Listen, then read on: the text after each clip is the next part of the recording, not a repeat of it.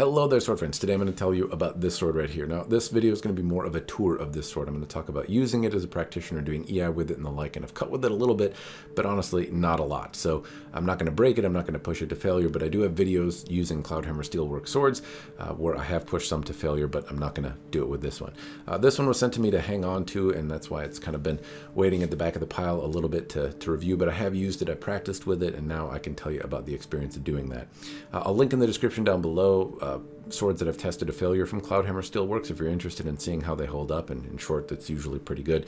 But that's not the destiny for this one. This one I'm going to use, hang on to it, and it'll be a good example to keep around of swords from Cloudhammer and how they compare when I do those kinds of videos. Anyway, this sword would cost $450 if you were to buy one exactly like it from RVA Katana or Cloudhammer Steelworks. Now, unfortunately, you can't buy one exactly like it, but if any of the features on this one stick out as something that you would like to have on a sword, then chances are you can find something with these features at Cloudhammer Steelworks or RVA Katana. If you want one exactly like this, then you'll probably have to do a custom order, and in that case, be prepared for a bit of a wait.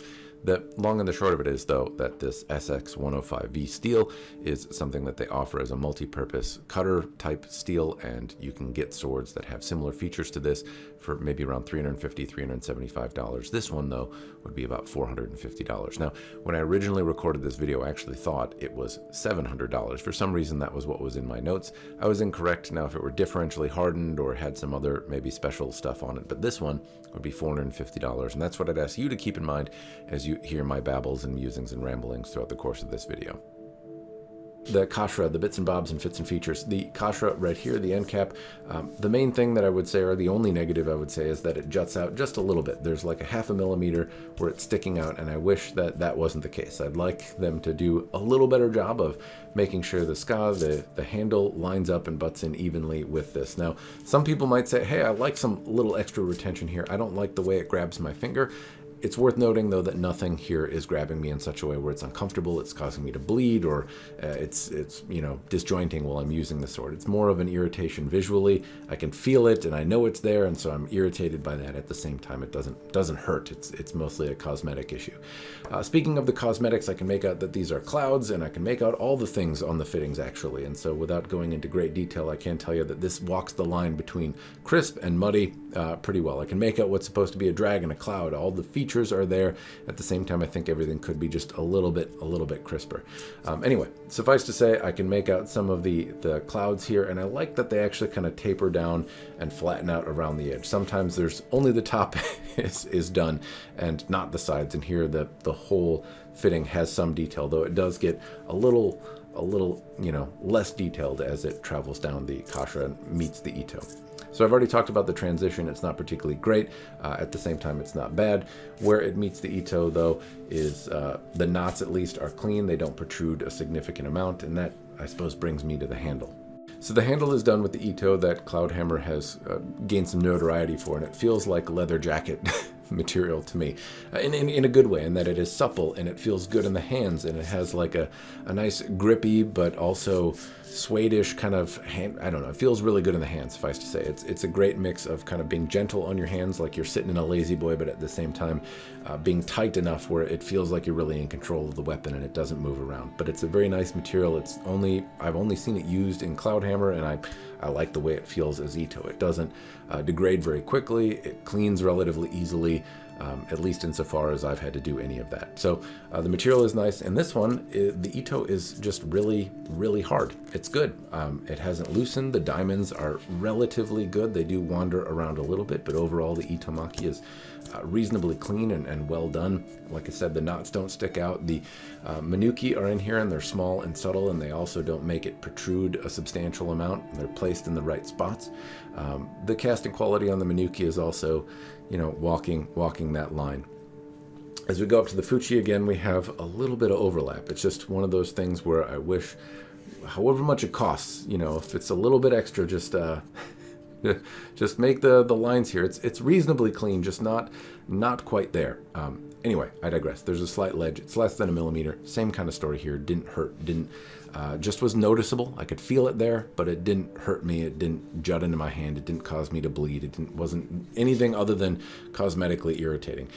From the standpoint of how do the fittings look, well, what I do notice about this particular fuchi is I don't see a seam on it. It's probably in there somewhere. You often see a seam, but usually these are kind of pocked with tool marks somewhere. I don't see any of that here. And again, I can make out some of the clouds and waves and whatnot that are on the fuchi here. There's a single Makugi peg in here over the that holds the handle together, and the ray skin on here is also relatively small nodule. There's nothing that stands out, and that's not necessarily a bad thing. I'm not expecting it to be particularly large nodule skin, but there are some companies every now and again that'll give you some larger nodule skin, even at a sword and $700-ish price point. That's getting the price point where you start to see some of those features go in, but sometimes the large nodule ray skin can cost another couple $100, and I would rather have that couple $100 in the rest of the fittings than in the ray skin fitting underneath, or the material itself. The Subba is, sandwiched between the fuchi. Before that, the seppa is copper, and it's sandwiched between the fuchi and the Subba up here. And you can see that it gives just a little bit of color contrast. I wouldn't have minded if it were silver, but I can't say that I really mind the copper fitting here. There are some differences here, though. So the shiridome here are a brass color, and then there's the copper seppa here, and then the silver color. There's a lot of different metal colors going on. For some reason, it doesn't particularly bother me on this one, but in other times it's drawn my eye. It might be that the brass color is kind of tied in with the color of the sageo here, but anyway, there's a little bit of color contrast here. As I move up to the Subba, though, like I said, I can make out the details. I wish the detail wrapped around the edge a little bit more. I can make out some spots where it does wrap around, but otherwise it's somewhat subtle in here. All the details on either face, though, I can make out dragons. I can make out all the things that I'm supposed to. And the Subba has a sense of bling to it. I like the business end of the Subba too. It has kind of a different, less busy side. You can make out some of the water. There's koi. I do like the design. It's generally would be a little bit busy for me, but I happen to like the overall look of this particular Subba. And I like the kind of silver coloration on it. It's done in this kind of, like I said, more subtle looking silver. It doesn't bling out so much, and I don't know, I happen to like the silver on black look.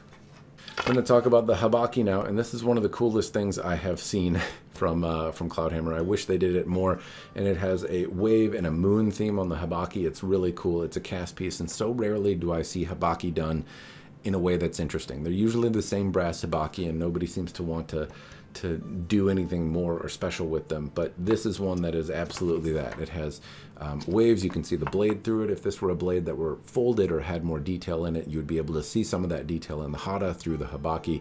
I think it's overall really cool. And as a habaki, how does it function? Well, it does grab in some spots a little bit, but the tension on it is actually pretty good. And if you get used to using it, which I have, I don't bang on it so much. But some of those ledges did initially give just a little bit of pressure. I could feel them kind of, I had to avoid knocking them into the koiguchi area of the scabbard, but only a small amount, and after enough time using it, all of that seemed to go away, and the tension is overall pretty good. And it looks really cool when I have it out. I really like the habaki. It's my favorite, well, not my favorite, but on the top 10 favorite features of this sword anyway, and something different, and something I'd certainly encourage you to get if you get a fitting set that it matches with.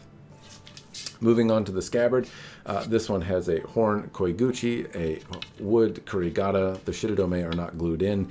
A kind of golden colored sageo, which was long enough to do Toyama, only just though. I wish it were just a little bit longer.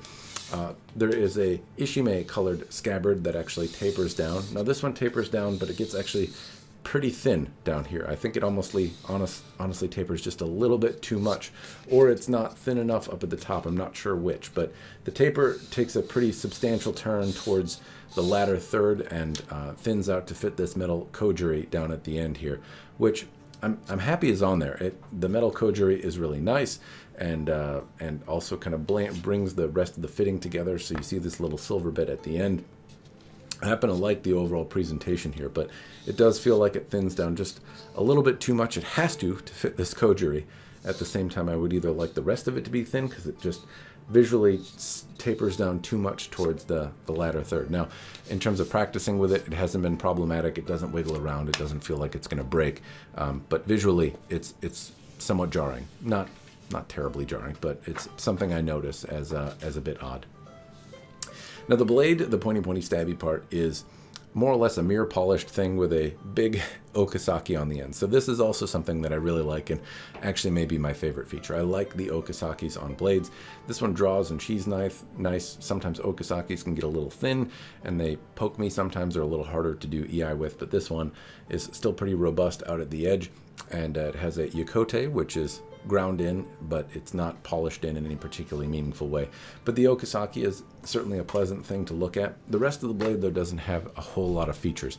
It's more or less got a mirror polish on it, so if you want to cut with it, it's going to get scuffed, but because it's a mirror polish almost all the way around, you may be able to get that back. It's not differentially hardened, so there's no hamon, there's no hara, there's no kind of grain structure or anything like that in the metal of the sword.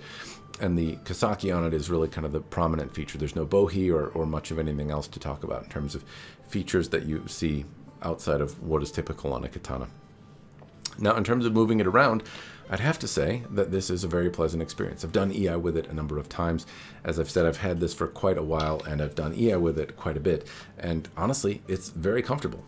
None of these little ledges that I talked about earlier are a problem. I feel them, and I'm irritated by them because I do a review. Because I review things on the internet and I talk about them, and so I'm a little bit more anal retentive about this kind of stuff than other people would be. A lot of people might notice it and then move on with their lives.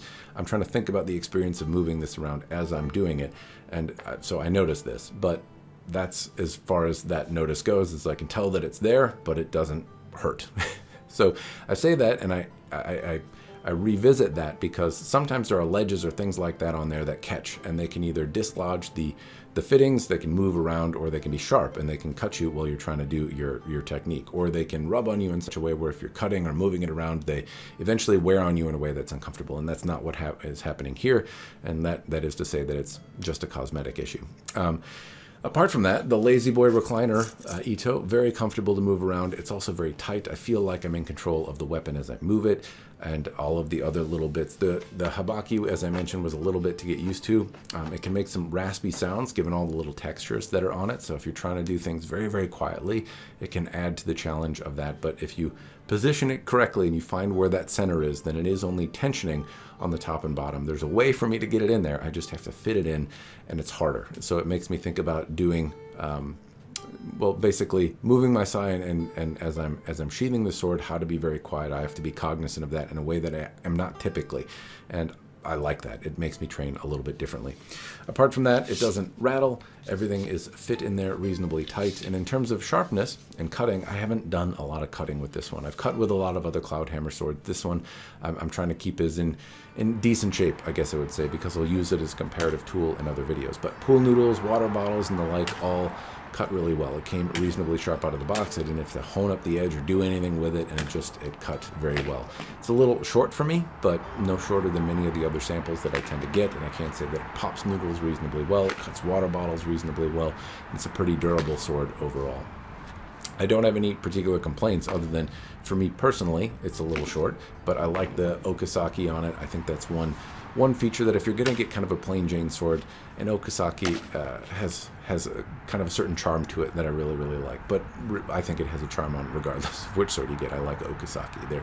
They're big and daunting, and they're easy to take photos of and look really cool. All right, sword friends, it's time for me to answer the question, do I personally think it's worth it or not? And initially when I recorded this video and thought it was $700, my immediate reaction was, if it was my money, I'd rather have the S5 sword and have less of these features and have an S5 katana. And even at $450, that's still kind of my answer. I think I would still gravitate there. However, it certainly makes it a little bit more compelling when it's substantially less money. So at $450, I think you're getting a very compelling sword. And if it's going to hold up to doing tamashigiri and dumb stuff, not maybe as dumb as whacking it into a metal pole and surviving or beating it against a rock, but if it's going to take bad cuts, accidentally slapping the tatami mat instead of cutting it, and spring back into shape and also hold an edge through that process a little bit better, I think it's a lot more compelling. John has educated me a little bit on this SX105V steel and said that it's not that S5 is necessarily better, but that they're better for different things. And this steel is going to hold up to being springy and doing some measure of silly things and be kind of forgiving at the same time, do it with a little bit more hardness than the S5 steel that they make. So while it may not survive being beaten into rocks, it will survive the general stuff that you might run into in doing tamashigiri. And so depending on what your goal is for the sword, what your intended use is, this may be a little less expensive and hold an edge, frankly, better and be better suited to your purposes for less money. For me, though, I'd still rather have the S5 steel. There's something magical about being able to beat it into a rock or having a sword that just has such a supreme amount of durability. So I'd rather take less of these features and more of the S5, but if you could have both, then that would certainly be preferred. I do like a lot of the things that I'm seeing on this sword. I like the Ito and that it's tighter. The transitions could be a little better. I know this one is...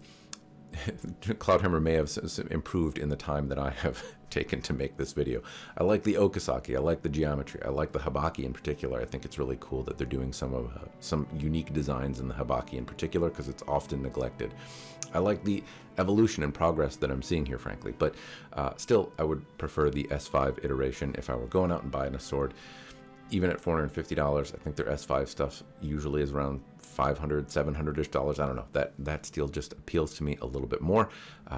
If I were to order one, I'd probably order an S5 blade, a little bit longer than this one, and I wouldn't mind having the same fitting set. And if I could, I'd have it bedazzled in swirly mitsudomes all over the place. If you watch my channel, you know I have an odd obsession with that Japanese moan. But I digress. I still think for $450, this is a hell of a sword, and there's a lot packed in here. And so, yes, would be my recommendation if the intended use suits you.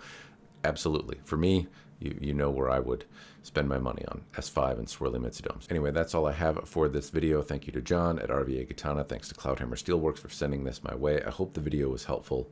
Cheers, and thanks for watching.